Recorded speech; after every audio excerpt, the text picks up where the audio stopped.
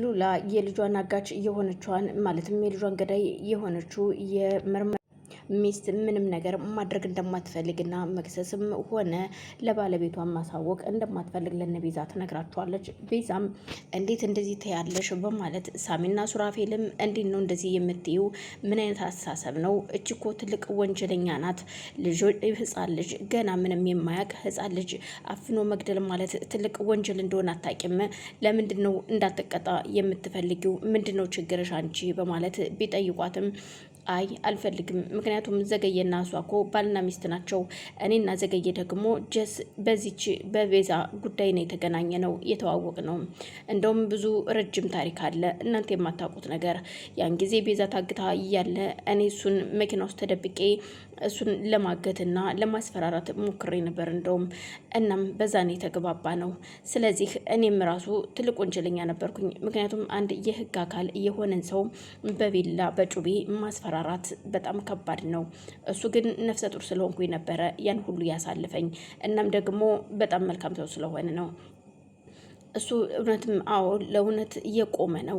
ግን እሷ በማታውቀው ነገር ዝም ብላ እኔና እሱን ስላየችን ብቻ በጥርጣሬ እየዘገየ ልጅ ነው በማለት ነው ልትገል የመጣችሁ።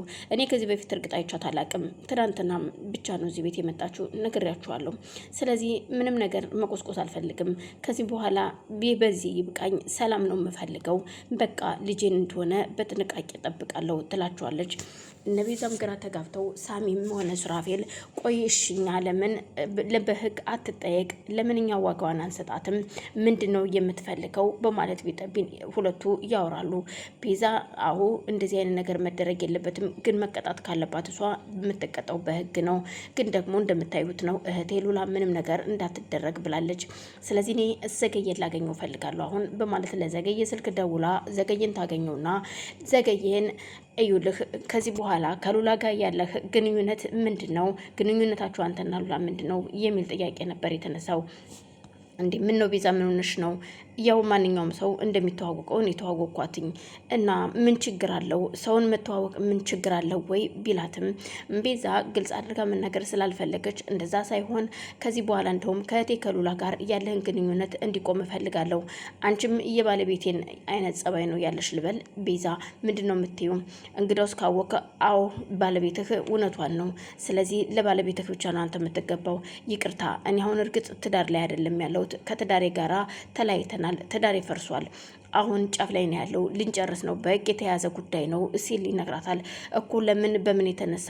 እሱ ታሪኩ ረጅም ነው ቤዛ፣ እናም እባክሽን ተረጅኝ በማለት እሺ ለማንኛውም አሁን ልነግርህና ላሳውቅ የምፈልገው ከእህቴ ጋር አቅ የሚለውን ብቻ ነው በማለት ትታው ከመኪና ወርዳ ትሄዳለች።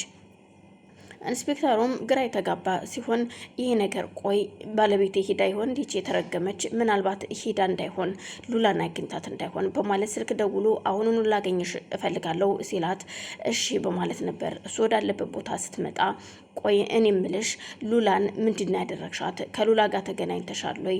ምን ነው የልጅህ እናት መሆኗን ረሳኸው እንዴ? በማለት ነገሩ ስትጀምረው አሀ ለዚህ ነዋ ሂድሽ ነበር ማለት ነው። የት ነው ያገኘሻት? መቼም እንግዲህ አራስ ልጅ ይዛ ወፍጮ ቤት መጣች አልልህም፣ እዛው ቤቷ ነዋ። ሌላ ምን ሊሆን ይችላል? ምን ነው እንደዚህ ተናደርከሳ?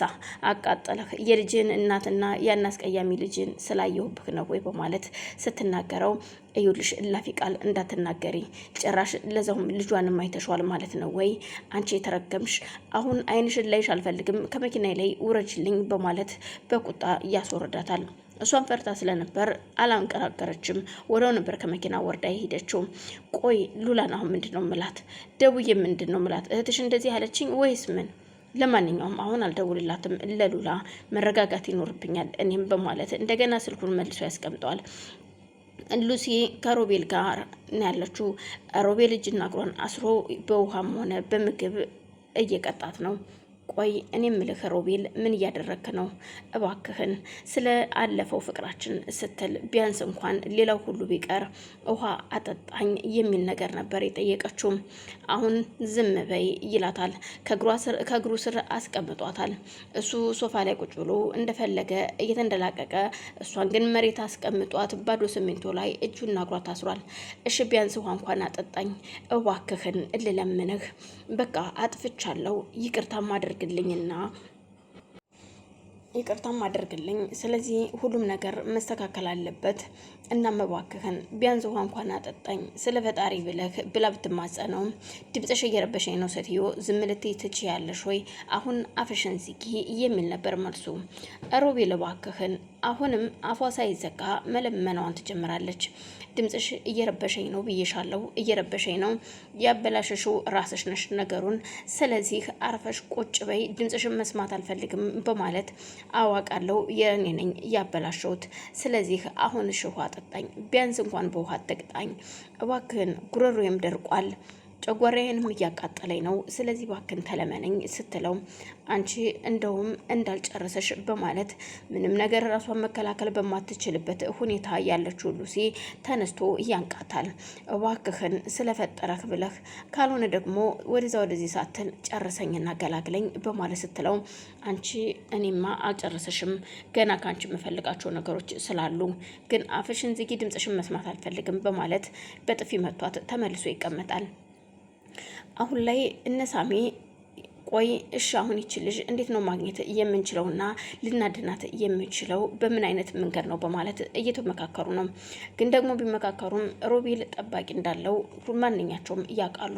ስለዚህ ከነዚህ ጥበቃዎች እንዴት አምልጠን ገብተን ነው ሉሲ ልናስጥላት የምንችለው? ምክንያቱም ይውላችሁ ሳሚ ሱራፌል እርግጠኛ ነኝ ሉሲ ባትታገት ኑሮ ባያግታት ኑሮ ስልኳን አዘጋም።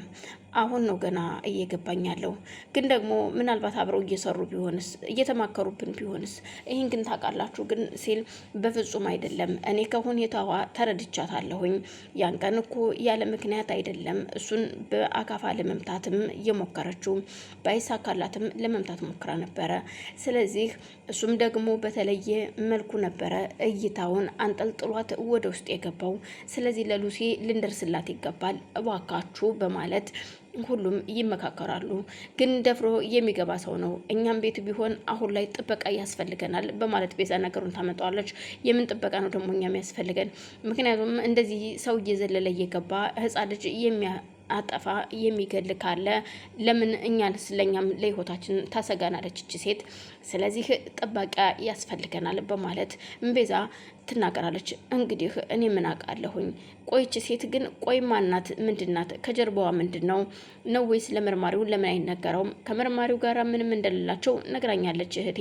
ግን ደግሞ ሚስቱ ሊፋቱ እንደሆነም ደግሞ ይህንንም ከሱም አንደበት ሆነ ከሉላ አንደበት ሰምቻለሁ